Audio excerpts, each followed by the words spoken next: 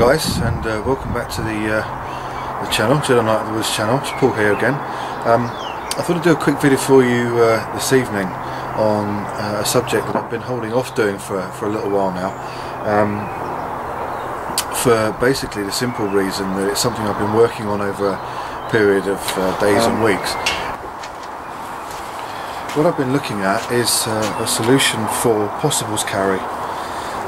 You'll see quite often people go into possibles pouches, possibles kits, maybe leather hanging off the belt, army pouches, that sort of thing.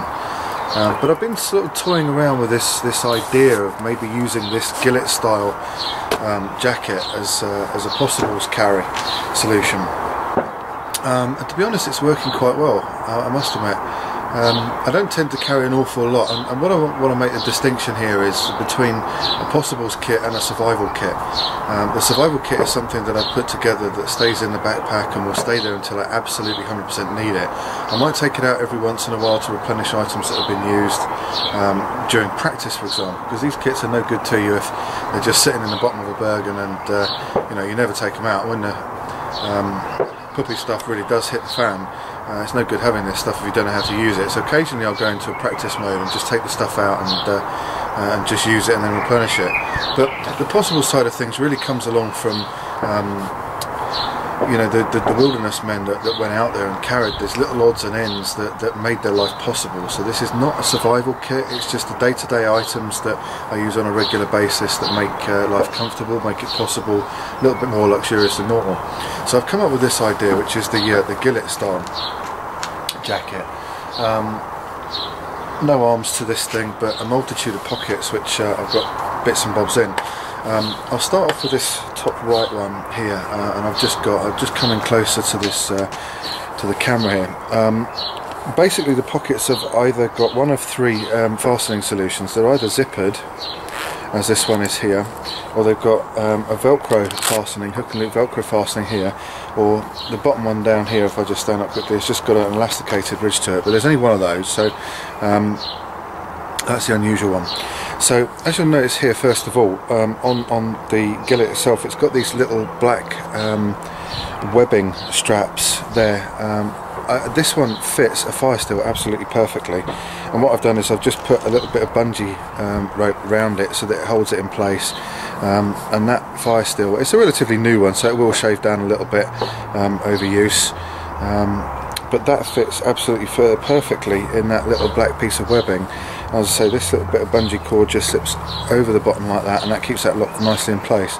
I've got a pen sticking out the top there, that's just a permanent marker that I use for any sort of woodworking, axe carving, that sort of thing, so I can mark out where I want to take stock off. And then inside this, I don't think I've got anything else in. No, I've not got anything in that hook and loop one at the moment, but inside this top pocket, easily reachable, yet another Altoid style tin. You've seen loads of these, and basically I've got some tinder in there. That's my tinder box. So I've got a couple of tampons, and also, if you've never seen these before, these are the insides of cigar tubes. You'll probably know that I like the odd cigar, and they're lined with cedar. This stuff is very, very thin, and you can dry it out very, very easily, but it catches a spark when you process it very, very well.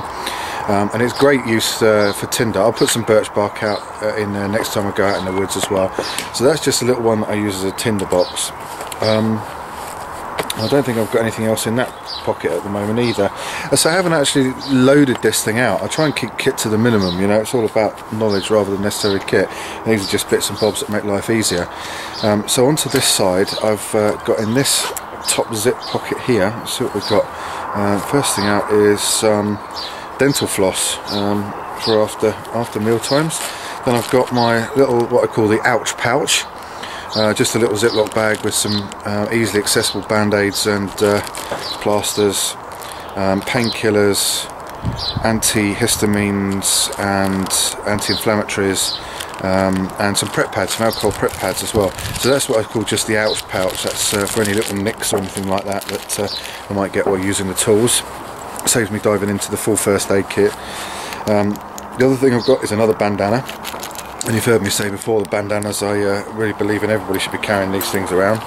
And then just sitting in the bottom there is a little repair kit just with some different colour threads. This is one I pinched from a hotel, so you know, it's hardly bushcrafted colours in light green, lime green, red, pink and so on and so forth, but you know, it does the job. So and it was free. I'm all in favour of these free things. So that's in that top pocket. Generally sort of follows a theme, I guess. So dental floss for after dinners. Then the other thing I've got in this just zip velcro closure there is just another little spare light. That's a LED lenser V2 key finder, the whistle and just another striker should I need it. They're all attached to this little carabiner on the other side onto this other webbing loop there, and they just sit in the top pocket. Generally don't tend to use those that much, but there you have it. Now down in this pocket here, I'll just zoom the camera down. That works a bit better, doesn't it? So I've got two velcro closure pockets here of different sizes. The first one has that's 2 hanks of paracord. So there's 2 lots of how long are each then? 5 meters each. So it's about 25 feet of paracord in there. I'll chuck those back on the side for a minute. And then in this pocket here, this is a piece of equipment that I use quite a lot while I'm out, and I'm going to do a separate video on this one because I think it warrants it. And basically this is a small net hammock, and you're probably going to be really surprised with this inclusion in the Possibles kit. Looks fairly big and bulky, but once it's all squashed down into this pocket, it's actually like negligible. That goes in there. Can stuff that one back in relatively easy, I think. This has a multitude of uses. This I can rig up a bushcraft seat. I can sleep in it, albeit not overly comfortable. There we go, back into the pocket. You can sleep in this thing, albeit not amazingly comfortable. You can carry gear if your rucksack was to break, any shoulder straps were to break off, you've got this thing for carry. I can use this underneath my tarp to store gear, hang it from a tripod and I can keep my bag off the floor. I can use it to put twigs and foliage through, so that it aids me in giving me some camouflage options there. I can hang it over the top of the tarp and put foliage over it so it breaks up the outline of my tarp, give me more foliage and camouflage and concealment options. So all in all, it's a pretty good little bit of kit, and I keep it in there as well. I'm going to do a separate video on this one, which I'll show you another time. Then in this pocket down here, easily accessible, is where the normal day-to-day bits reside. Using these all the time, day in, day out. So the first thing, well, only at night time, this first thing, I can tell you what it is straight away, is a Petzl light. Anybody that hasn't got one of these is absolutely superb. Own little carry case, keeps it nice and neat and tidy. The reason I like the E-light, if you haven't already seen about these things, is that they've got the nighttime vision function in the red LED, which you can turn the dial around to and keep in that setting for when you need it. But also the white light high and low setting, and these things have got you know, amazing reviews. So next thing out is going to be, oh, I can feel that, that's the essential duct tape, just wrapped around one of those little key fob reward card things. Indispensable. There's about 4 feet left on there. Then I've got my Victorinox Huntsman. That's gone back into this this kit now because it's got the saw on there. As you probably know, I favour my Soldier as my normal EDC carry blade, so that's gone back into the possible side of things, so I'll leave my Soldier at home for urban use. Oh, a little tiny hank of, there's about 3 meters worth of mini paracord there. This stuff is great. It's about £100 breaking strain, but it's ideal for any of those little small fiddly jobs where maybe the thicker gauge paracord is just a little bit too thick. So that's great. That's about 3 meters worth of mini paracord there. Next thing out is just a spare carabiner, and generally I can hook most of the things that I've got here onto this and off the ridgeline of the tarp or wherever I want to hang them. But what I find with this setup is that, you know, when I sit down and move about, I'm not restricted by anything at all, which is great. It kind of spreads the weight throughout the body. Last thing out is just the gas lighter. Really handy bit of kit, you know. Obviously I like to keep the fire lighting kit on me as well, but always handy to have the first and easiest means of starting a fire. So those things live in that pocket, and that's basically all I've got, guys.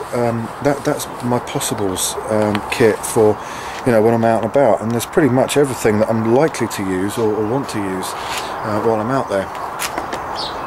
Everything else I'll find in my survival kit or my pack or anything along those lines. So as I say, it spreads the weight nice and easy. It's not very heavy at all.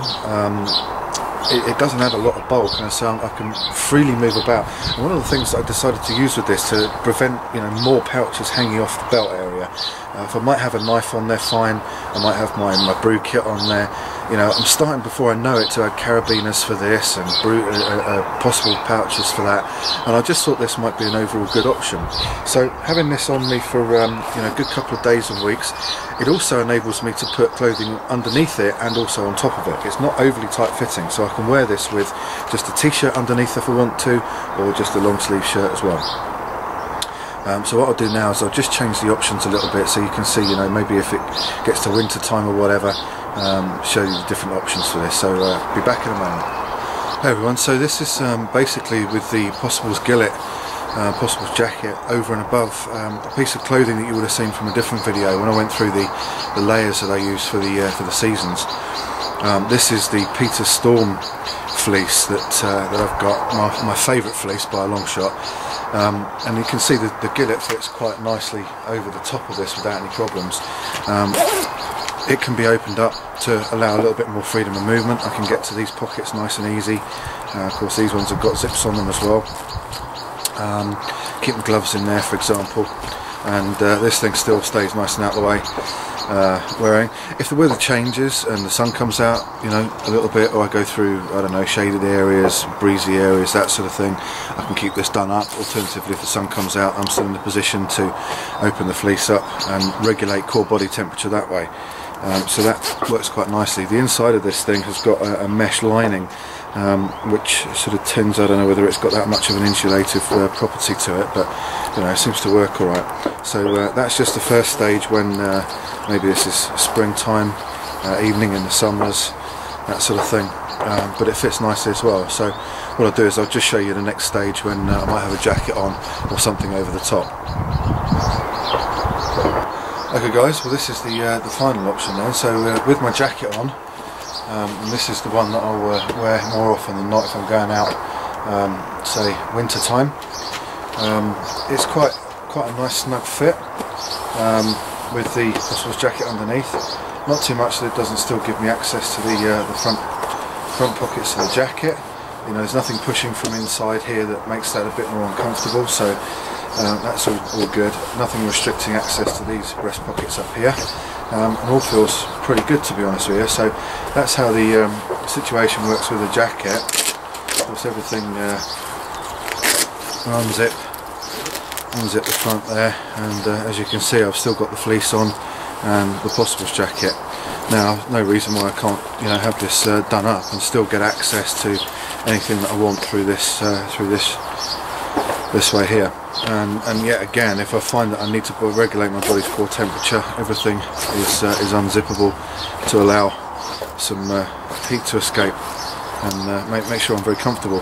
So all in all, this kind of works nicely for me. It's worked nicely for me the last couple of weeks, as I say, and I think I'm probably at a position now where I'm really quite happy with the way that this Possibles gillet works.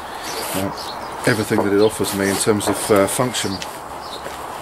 As I say, this is not a survival kit. I want to make that very, very clear. This is around the Possible situation, so that I'm not just keeping one pouch on the side here. I've got the equipment spread throughout my body. It's pretty much, you know, fire up in this corner. I've got a bandana and first aid kit down here, bits and bobs for fire lighting and, you know, useful day-to-day items here. Then cordage goes back in this one and the net hammock there. So everything's sort of pretty much in where it should be, easily accessible. So let me know what you think, guys. You know, maybe this is an option for other people to consider. Maybe it's not. People don't like change. They just want to stick with a Possibles pouch on the side. Whatever works for you. This was just something I've been sort of trialling. I'm going to be going out into the woods for a long weekend in the next week or so. So I'm going to be bringing plenty of videos from that weekend to you as well. And I'll keep, you know, this arrangement in place for that trip out. And you know, we'll give you a good idea of how it's working for an extended period out there. So thanks very much for watching, guys. Always welcome subscriptions and positive comments, and look forward to the next video.